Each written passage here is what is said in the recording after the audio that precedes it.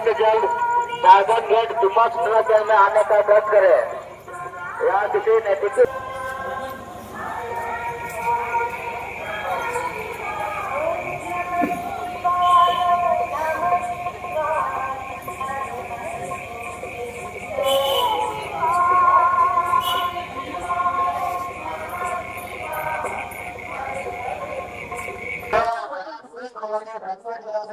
यहाँ इस कांवड़िया सेवा करने का एक ऐसे ही हम कांवड़ लेकर के चलते थे। कभी डाक कांवड़ लेकर के भी गए, साधारण कांवड़ लेकर के भी गए, लेकिन उसमें एक कहीं ना कहीं उस समय भी मन में आया था कि सेवा करें। तो सेवा करें तो उस समय जगह का भी ऐसा नहीं था कि यहीं पर करें, लेकिन एक एक जगह हम लोग यहाँ पर चुने। और 2001 में, और जब 2001 में जगह का चुनाव हुआ तो हमको लगा कि बहुत ही अच्छा स्ट्रेटेजिक लोकेशन है, क्योंकि जो खास करके डाक बम है यहाँ पर जो 10 किलोमीटर इसके बाद में बाबा धाम है। तो इस समय आते आते थोड़ा सा तो सुविधा की जरूरत अधिक पड़ती है। तो हम लोग यहाँ पर डाक बम के लिए चाय पानी या जो भी उससे जरूरत की जो चीजें हैं वो हम लोग करना शुरू किए। और इसके बाद एक सतत चलता गया।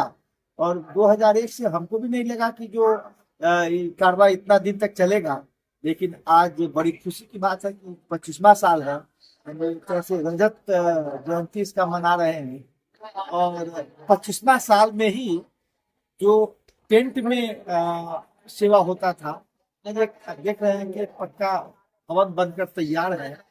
कांवड़िया लोग यहाँ पर आते हैं, बड़ा सुकून मिलता है कि हम लोगों को कहीं पर भी हमको बरसात से या और भी जो परेशानी होती थी टेंट में, वो सबसे बिल्कुल दूर हो गया। और इससे ज्यादा और क्या होगा। हमको तो लगता है कि हिंदू का ये सबसे बड़ा जगह है जहाँ कहीं कोई न कोई जाति, न कोई भेद, न कोई तंत्र, न मंत्र, सब बोल बम एक लय ताल में बोलते जा रहे हैं। और बाबा भी सबको अपने मन के हिसाब से कुछ न कुछ जिसको जैसा रहता है देते रहते हैं।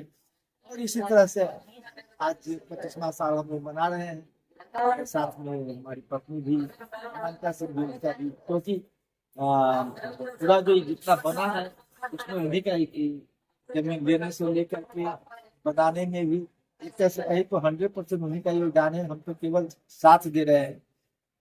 अगर नहीं रहती तो शायद इसे नहीं होता। और आज हमें बड़ी खुशी है कि एक सपना आ गया था, वो सपना पूरा हो गया। हम अभी प्रैक्टिस में हैं। इससे पहले हम HPCL में जॉब में भी थे। 2023 में हमने ज्वाइन, संयोग है उसके बाद से मौका भी मिला ये सब करने का। नहीं कभी जॉब में अभी हमारा अगस्त 25 में भी रिटायरमेंट था, तो शायद अगर वहाँ रहते तो ये सब अभी नहीं पूरा होता। लेकिन कहीं बाबा का कुछ करवाने का था, तो इसीलिए हम यहाँ आज व्यवस्था का नाम तो हमने शाश्वत कुंज दे रखा है। हाँ। और क्योंकि नई पीढ़ी भी इससे प्रेरित हो, इसीलिए इसका नाम शाश्वत कुंज भी रखे हैं। हम लोग का एक लोकहित सेवा संस्थान है, तो उसका हम अध्यक्ष है।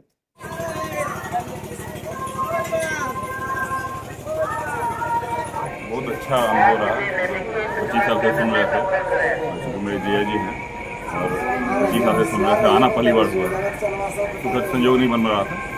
पहली बार जब आया सुना काफ़ी था इनके बारे में, और काफ़ी देखते थे वीडियो पे और सब पे। आके जो एक अलौकिक अनुभव यहाँ हुआ पिछले 2 दिनों में, मतलब उसको आप शब्दों में बयान नहीं कर सकते। काफ़ी आत्मीय और काफ़ी बिल्कुल ऐसा लगता है भगवान का आशीर्वाद यहाँ पे, मतलब ब्लेस्ड फील करते हैं आके यहाँ पे। काफ़ी बहुत बढ़िया अनुभव रहा। तो आप जब से शिविर यहाँ शुरू हुआ तब से जानते हैं या उसके पहले से भी बैद्यनाथ धाम के बारे में जानते थे आप? पहले से जानते पहले से आए हुए हैं। हम 90s में आए हुए हैं, बहुत पहले आए हुए थे। अच्छा, 90s के बाद हम अभी आए हैं। और शिविर 2001 से लगा है, तो उसमें कभी आना नहीं हुआ। मेरे बड़े भैया हैं, वो आते हैं, हर साल आते हैं, और मेरा कभी आना नहीं हुआ। तो वही होता है ना, जब होता है कि भाई बुलावा आता है तो आते हैं आप। तो बुलावा है, और संजोग ऐसा है कि आप सिल्वर जुबली है, सिल्वर 25 साल हो गए, तो बहुत बड़ी बात है। भगवान का सीधा आशीर्वाद है। तो तभी आदमी ऐसा काम कर पाता है, अदरवाइज आम आदमी के बस की है नहीं। निशांत कुमार हूँ, चार्टर्ड अकाउंटेंट हूँ, दिल्ली से आया हूँ। और मैं यहाँ पे शाश्वत कुंज के बारे में काफ़ी समय से सुन रहा था कि यहाँ पे आके कांवरियों की सेवा होती है। मैं भी सोचा कि मैं इतने सालों में 45 ईयर्स से मैं यहाँ पे नहीं आ पाया। मेरी स्कूलिंग भी HFC से हुई, लेकिन उस समय तक मैं नहीं आ पाया। लेकिन मैं शाश्वत कुंज के बारे में सुनने के बाद मैं भी सोचा कि एक बार मैं चलता हूँ। और ये यहाँ का देवघर का ही है कि मैं अचानक से आया, हमारे यहाँ आने का कोई भी प्रोग्राम नहीं, तब बाबा का बुलावा आया और मैं यहाँ पे आया। और यहाँ पे आके मैंने देखा कि अच्छे से यहाँ पे कांवरियों की सेवा हो रही है। हमने भी 1-2 दिन यहाँ पे सेवा की है और यहाँ पे आके अच्छा लगा हमें। सेवा तो कर रहे हैं, लेकिन आपको मालूम है कि ये मेला क्यों होता है? हाँ, मेरा हमें मालूम है। सावन के महीने में हर साल यहाँ पे मेला लगता है। ये शिव जी का धाम है और यहाँ पे शिव जी की पूजा होती है। देवघर इसी कारण से फेमस है और हम इसी कारण से आए थे यहाँ पे कांवर लेकर। हाँ, यहाँ मैं सुल्तानगंज के बारे में भी बताना चाहूँगा। यहाँ के जो भी कांवर आते हैं यहाँ पे सुल्तानगंज से आते हैं, जो कि यहाँ से लगभग 100 किलोमीटर की दूरी पे है। और वहाँ से लोग पैदल यहाँ पे चल के आते हैं और यहाँ पे आके देवघर में शिव जी भोलेनाथ को जल समर्पित करते हैं। और ये मुझे काफ़ी अच्छा लगा।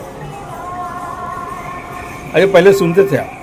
सुना था इसके अब बारे अभी में, देखा अच्छे से मैंने मैं चल के जानता आते था। हुए इतनी बड़ी संख्या में लोग हाँ, आते हैं, हमारे उसको देख के कैसा लगा? परिवार के लोग भी यहाँ पे आते रहे पहले, और मैंने इनको पहला बार यहाँ पे फिजिकल रूप में सामने से देखा हूँ। हाँ।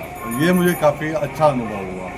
और इनको मैंने देखा कि पाँव में कितना भी कष्ट है, ये रुकते नहीं है। ये अपनी जो मंजिल है उस पर वो चलते जा रहे हैं, चलते जा रहे हैं, चलते जा रहे हैं। बाबा का बुलावा आया है, बाबा के पास जाना है हमें, बस।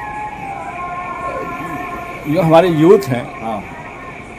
युवा पीढ़ी है, वो बहुत विश्वास नहीं करते इन बातों में, पूजा में, इसमें माने बहुत कम संख्या है। तो आप क्या कहना चाहेंगे उन्हें, जो लोग एकदम नहीं इन चीज़ों को विश्वास करते हैं? अगर विश्वास करते हैं तो शामिल नहीं होते हैं। ये विश्वास की बात है। आपके अंदर, ये अंतर मन में अपने ईश्वर को लेकर विश्वास होना चाहिए। आप किसी को फोर्स नहीं किए, लेकिन आप उनके अंदर में विश्वास डालिए। जो भी यूथ हैं उनको अपने ईश्वर पे विश्वास होना चाहिए। ये अंधविश्वास नहीं है। इसको हम लोग कहते हैं कि आपको अपने ईश्वर के प्रति विश्वास होगी, तभी आप अपने सनातन धर्म को पहचानेंगे, जानेंगे। अंधविश्वास इसको मत मानिए, इसको समझिए आपका ये अंतर्विश्वास है। सनातन धर्म की उच्चता है कि ये सुल्तानगंज से कांवरिये ऐसे नहीं आ रहे। इनके अंदर में भगवान भोलेनाथ के प्रति जो विश्वास है, उसके कारण से ये 100 किलोमीटर चलते हुए यहाँ पे देवघर आते हैं।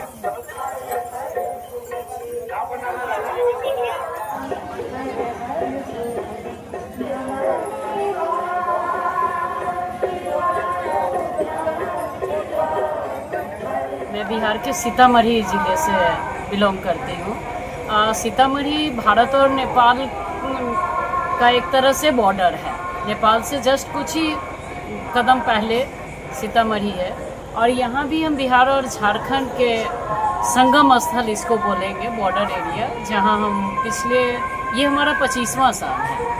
2001 से ही हम पहले तो टेंट लगा के कांवरियों की सेवा करते थे। इस बार बाबा की कृपा हुई है, तो मुझे लगता है कि जैसे अयोध्या में राम जी टेंट से महल में आ गए, वैसे ही हम भी कांवरिया लोगों को टेंट से एक पक्का छत देने की कोशिश किए हैं। अभी भी पूरी तरह से हम सफल नहीं हो पाए हैं, लेकिन बाबा से यही मानते हैं कि स्वस्थ रहें और कांवरियों के लिए और भी बेहतर सुविधा दे सकें।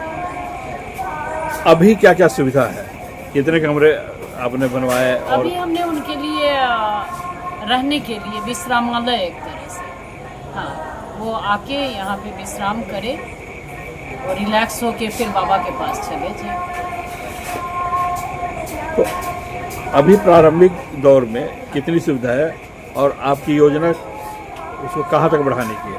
जैसे शुरू से भी हम सुबह में जब डाक कवरिया यहाँ से जाते हैं तो हमारी सेवा सुबह 4 बजे से शुरू होती है, जो मेनली डाक कांवरियों के लिए रहती है। तो अभी भी डाक कांवरिया तो हमारे हैं ही, और डंडी बम के लिए हम सोच रहे हैं कि डंडी बम यहाँ आए और रुकें, क्योंकि डंडी बम हम पिछले 6 महीने से यहाँ पे हैं और डंडी बम 12 महीने चलते हैं। अभी तो उनको कुछ सुविधाएं मिल भी जाती हैं, लेकिन जब वो तपती गर्मी में या भरे ठंड में जब वो जाते हैं तो उनको, मुझे लगता है कि उनको एक छत चाहिए जहां वो सुकून से रात बिता सके। इसमें और क्या क्या करने की योजना है? कांवरियों के लिए हमारी माने प्राथमिकता या मेन काम बोलिए, हम कांवरियों के लिए ही समर्पित हैं। तो अभी भवन जो बना है, जितना बना है आपने, उसमें कितने कमरे हैं या हॉल है? 5 कमरे हैं और एक हॉल है, और भी आगे उसी तरह का और भी लोगों के लिए ठहरने के लिए हॉल, शौचालय, पीने का अच्छा स्वच्छ पानी, ये सब देने की कोशिश करेंगे। बाबा जरूर सफलता हमको देंगे।